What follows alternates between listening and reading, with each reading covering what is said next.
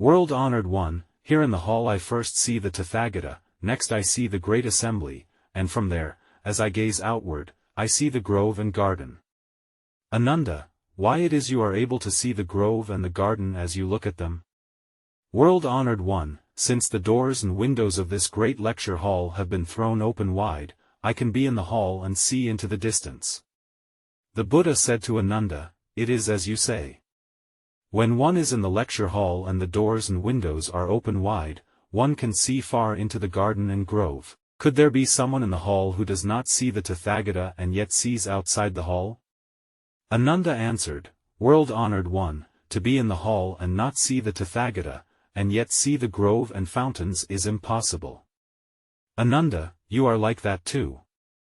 Your mind is capable of understanding everything thoroughly. Now if your present mind, which thoroughly understands everything, were in your body, then you should be aware first of what is inside your body.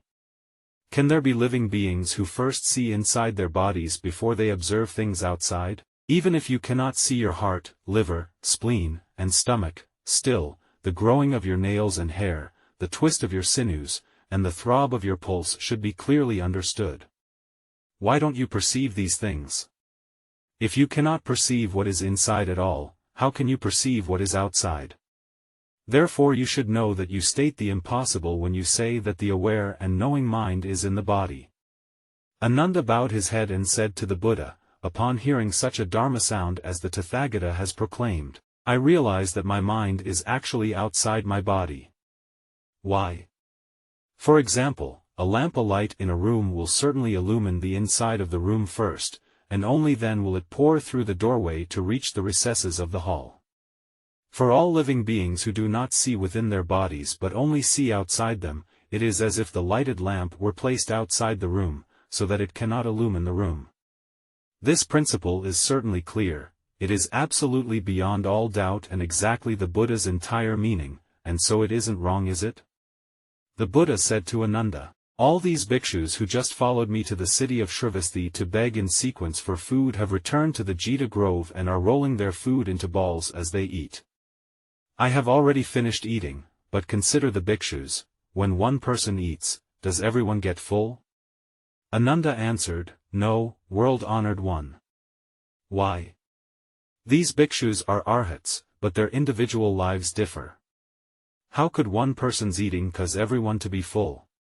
The Buddha told Ananda, if your mind which understands, knows, sees, and is aware were actually outside your body and mind would be mutually exclusive and would have no relationship to one another. The body would be unaware of what the mind perceives, and the mind would not perceive the awareness within the body. Now as I show you my tula cotton hand, does your mind distinguish it when your eyes see it? Ananda answered, so it is, world-honored one. The Buddha told Ananda, if the mind and eyes create a common perception, how then can the mind be outside? Therefore you should know you state the impossible when you say that the mind which knows, understands, and is aware is outside the body. Ananda said to the Buddha, world-honored one, it is as the Buddha has said, since I cannot see inside, my mind does not reside in the body. Since my body and mind have a common awareness, they are not separate and so my mind does not dwell outside my body. As I now consider it, I know it is in a certain place. The Buddha said, now where is it? Ananda said, since the mind which knows and understands does not perceive what is inside but can see outside, upon reflection I believe it is concealed in the organ of vision. For example, when someone places crystal bowls over his eyes, the bowls cover his eyes but do not obstruct his vision. The organ of vision is thus able to see, and discriminations are made accordingly. And so my mind which knows, understands, and is aware does not see within because it resides in the organ. It can gaze outside clearly, without obstruction for the same reason, it is concealed in the organ. The Buddha said to Ananda, assuming that it is concealed in the organ, as you assert in your analogy of the crystals, if someone were to cover his eyes with the crystals and look at the mountains and rivers, would he see the crystals as well? Yes, world-honored one, if a person were to cover his eyes with the crystals, he would in fact see the crystals.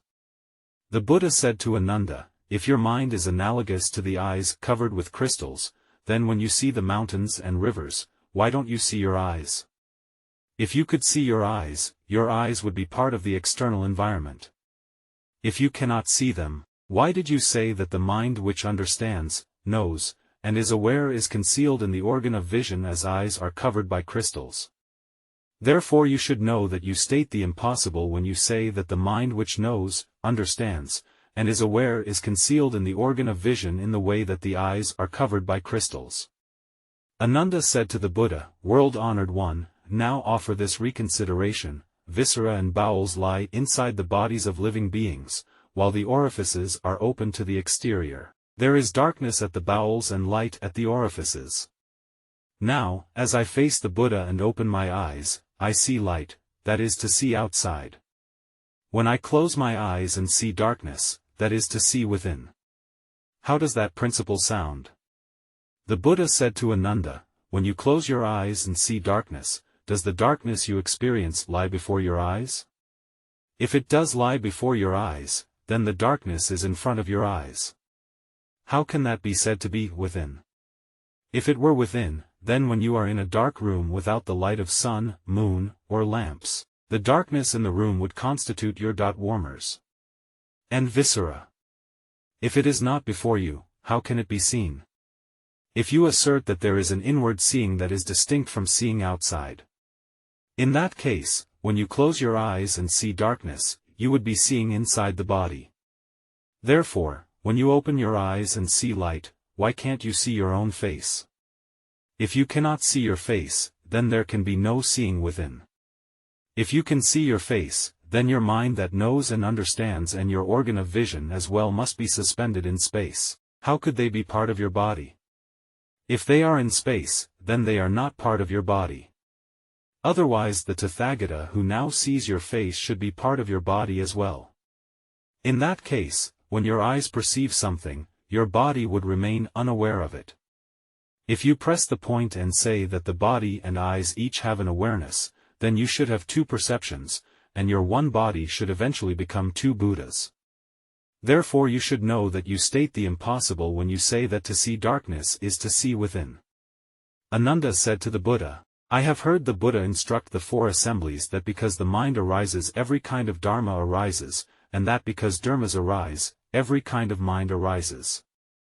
As I now consider it, the substance of that very consideration is truly the nature of the mind. Wherever it comes together with things, the mind exists in response. It does not exist in the three locations of inside, outside, and in between." The Buddha said to Ananda, "Now you say that because dharmas arise, every kind of mind arises. Wherever it comes together with things, the mind exists in response. But if it has no substance, the mind cannot come together with anything. If, having no substance, it can yet come together with things, that would constitute a 19th realm brought about by a union with the 7th defiling object, and there is no such principle. If it does have substance, when you pinch your body with your hand, does your mind which perceives it come out from the inside or in from the outside? If it comes out from the inside, then, once again, it should see within your body. If it comes in from outside, it should see your face first." Ananda said, "Seeing is done with the eyes. The mind's perception is not that of the eyes. To say it sees doesn't make sense." The Buddha said, "To suppose that the eyes can see is like supposing that the doors of a room can see. Also, when someone has died but his eyes are still intact, his eyes should see things. How can it be death if one can still see? Furthermore, Ananda, if your mind which is aware, understands, and knows in fact has substance, then is it a single substance or many substances? Does its substance perceive the body as it now resides in it or does it not perceive it? Supposing that it were a single substance, then when you pinched one limb with your fingers, the four limbs would be aware of it. If they all were aware of it, the pinch could not be at any one place. If the pinch were confined to one place, then the single substance you propose would not be possible. Supposing that it were many substances, then you would be many people. Which substance would be you? Supposing it were a pervasive substance, the case would be the same as before in the instance of pinching. But supposing it were not pervasive, then when you touched your head and touched your foot simultaneously, the foot would not perceive it if the head does. But that is not how you are. Therefore you should know that you state the impossible when you say that wherever it comes together with things, the mind exists in response.